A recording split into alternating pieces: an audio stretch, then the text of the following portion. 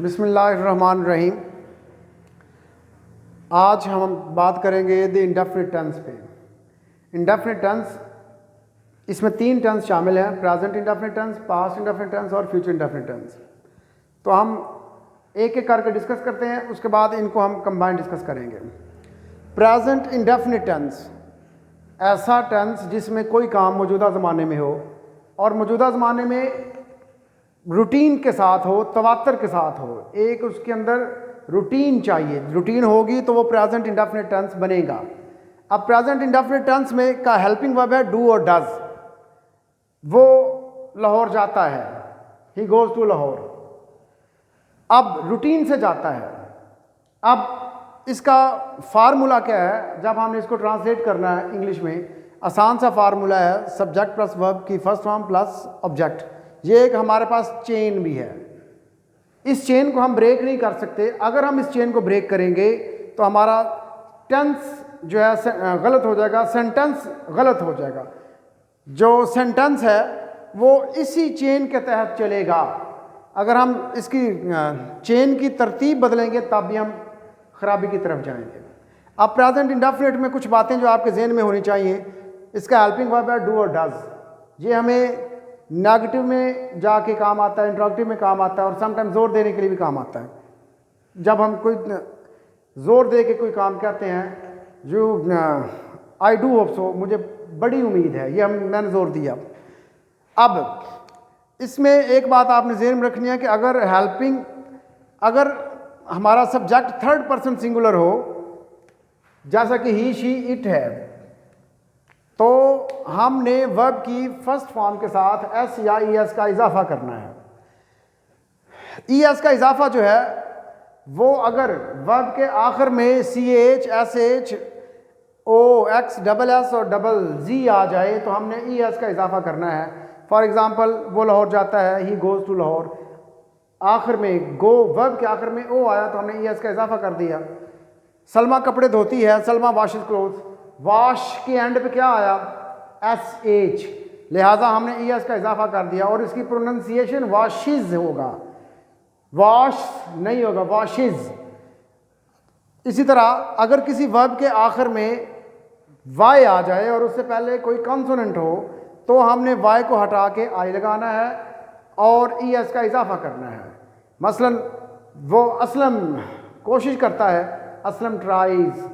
अब ट्राई देखें, वाई है और वाई से पहले क्या है? कॉन्सोनेंट है।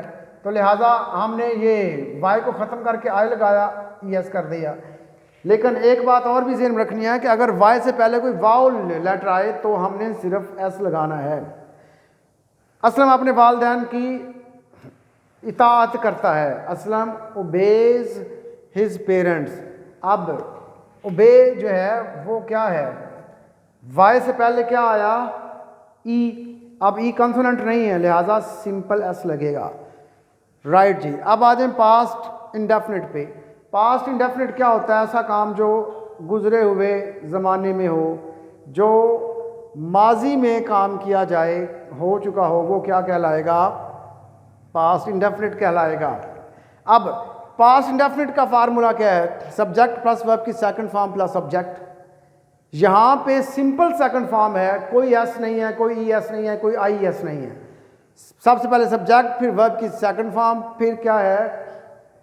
ऑब्जेक्ट। एग्जांपल लेते हैं, अली ने फुटबॉल खेला, Ali played football, second form आ गई। रजिया ने कपड़े इस्त्री किए, Razia ironed clothes, second form आ गई। अब इसका हेल्पिंग वर्ब डिड है, जो आगे चल के हम इसको यूज़ करने वाले हैं। फ्यूचर इंडेफिनिट में ऐसा काम जो आने वाले ज़माने में होना है, मुस्तकबिल में होना है। फ्यूचर है, मैं लाहौर जाऊंगा, तुम CSS का इम्तिहान दोगे, तुम मेरा लेक्चर सुनोगे, हम खाना खाएंगे, वगैरह वगैरह। अब इसका फार्मूला क्या है? Subject plus helping verb plus verb की फर्स्ट फॉर्म प्लस ऑब्जेक्ट। ये एक चेन है, इस चेन को हम ब्रेक नहीं कर सकते। हम लाहौर जाएंगे, we shall go to Lahore. हम मजमून लिखेंगे, वी शैल राइट एन ऐसे। अच्छा, यहाँ पे एक और बात ज़हन रखनी है, शैल जब शैल के साथ आई हुई यूज़ होगा, बाकियों के साथ क्या होगा? विल होगा। राइट जी। और हेल्पिंग वर्ब विल और शैल हो गया। अब ये तो आपका एक जर्नल हमारे पास जो अफर्मेटिव सेंटेंसेस हैं, पॉजिटिव सेंटेंसेस जिन्हें हम कहते हैं, उनकी फार्मूलाई हैं। अब इनका नेगेटिव इंट्रोगेटिव, नेगेटिव कम इंट्रोगेटिव, WH फैमिली वाले इंट्रोगेटिव, नेगेटिव कम इंट्रोगेटिव, ये सारे फार्मूलाइज सेम है, ये चेन्स सेम है। अब हम इनमें इनकी एग्जांपल्स के साथ डिस्कस करते हैं और उम्मीद करता हूं कि आपको समझ आ जाएगी। नेगेटिव इंडेफिनिट का नेगेटिव, उसकी ये चेन है। सबसे पहले क्या आएगा? सब्जेक्ट, फिर क्या आएगा? हेल्पिंग वर्ब, फिर क्या आएगा? नॉट, फिर वर्ब की फर्स्ट फॉर्म, फिर ऑब्जेक्ट। किसी भी सेंटेंस पे इसको अप्लाई कर लें, आपका सेंटेंस बिल्कुल ठीक होगा। और अगर ये उस पर अप्लाई नहीं होता तो समझ लें आपका सेंटेंस गलत होगा। चेन, तरतीब, जो सीक्वेंस है उसको हम ब्रेक नहीं कर सकते। आलिया टीवी नहीं देखती है। Alia does not watch TV. Alia ने टीवी ना देखा। Alia did not watch TV. हमने क्या किया? डू की जगह क्या लगा दिया? डिड लगा दिया। ये सॉरी, डज की जगह डिड लगा दिया। इसी तरह आलिया टीवी नहीं देखेगी। Alia will not watch TV. इसका मतलब क्या हुआ कि हमने सिर्फ हेल्पिंग वर्ब चेंज किए हैं। पहले में क्या लगाया? डज। डज लगाने से क्या बना? Present indefinite. डिड लगाने से क्या बना? Past indefinite. और विल लगाने से क्या बना? Future indefinite. इसी तरह अगर आप नीचे आके इंट्रोगेटिव में क्या आलिया टीवी देखती है, तो डज आलिया वॉच टीवी। एक बात यहाँ पे मैं बता दूँ कि थर्ड पर्सन सिंगुलर जहाँ पे ही, शी, इट या कोई सिंगल सब्जेक्ट आएगा वहाँ पे हम डज लगाएंगे, और जहाँ पे थर्ड पर्सन सिंगुलर के अलावा आएगा वहाँ पे हम क्या लगाएंगे? डू। अब सवाल आपके दिमाग में पैदा हो रहा होगा कि आई सिंगल है, सिंगल, तो इसके साथ हम डू क्यों लगाते हैं, डज क्यों नहीं लगाते? तो जवाब सादा सा है कि हमने थर्ड पर्सन सिंगुलर की बात की है, फर्स्ट पर्सन सिंगुलर की बात नहीं की, और आई फर्स्ट पर्सन सिंगुलर है। चलें नेक्स्ट देखें ज़रा। आलिया ने टीवी ना देखा। Alia did not watch TV. Alia sorry, क्या आलिया ने टीवी देखा? Did Alia watch TV. Present sorry, verb की फर्स्ट फॉर्म आएगी पास्ट इंडेफिनिट में। क्या आलिया टीवी देखेगी? Will Alia watch TV. यहाँ तक ये जब आप करेंगे तो हर चेन जो है, हर फार्मूला बिल्कुल फिट होगा। राइट। अब एक हमारे पास WH फैमिली है। WH फैमिली से भी क्वेश्चन बनते हैं। तुम कहाँ रहते हो? Where do you live. तुम कब पढ़ने जाते हो? When do you go to read और फॉर स्टडीज। इसका मतलब है कि जब WH फैमिली वाला क्वेश्चन आ जाए या इंट्रोगेटिव आ जाए तो सबसे पहले हमने क्या लगाना है? WH फैमिली का मेंबर। वो व्हेन भी हो सकता है। ये WH फैमिली के मेंबर्स लिखे हुए हैं, when, where, who, what, why, how. How बेशक WH से स्टार्ट नहीं होता, लेकिन ये WH फैमिली का मेंबर है।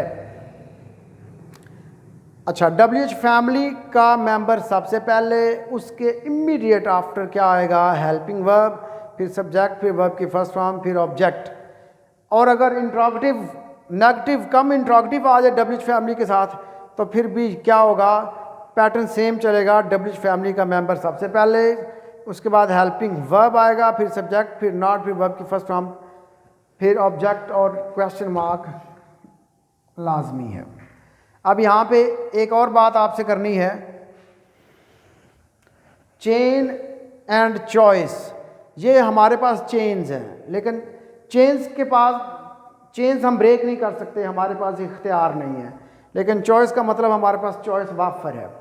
यहाँ पे हमने कहा था Alia does not watch TV. हम आलिया की जगह रज़िया, सलमा, असलम कुछ भी लिख सकते हैं। अब यहाँ पे अगर हम प्रेजेंट इंडेफिनिट में रहेंगे तो क्या होगा? यहाँ पे आएगा डज नॉट। अगर इधर हम ज़्यादा कर दें, आलिया और रज़िया टीवी नहीं देखती, फिर इधर Alia and Razia do not watch TV. बात समझ आ गई? इसका मतलब ये है कि हमारे पास चॉइस वाफर है लेकिन चेन्स लिमिटेड हैं। हमने चेन्स को ब्रेक नहीं करना, चॉइस अपनी लगा देनी है। यहाँ पे वॉच की जगह वॉश भी आ सकता है, कुक भी आ सकता है, ब्रेक भी आ सकता है, एट्सेट्रा। ले आज के लिए इतना ही है। उम्मीद करता हूँ कि आपको ये समझ आ गई होगी, और अगर समझ ना आई हो तो आप कमेंट करके मुझसे क्वेश्चन पूछ सकते हैं, मैं उसका आंसर दे दूँगा। आपका शुक्रिया, थैंक यू।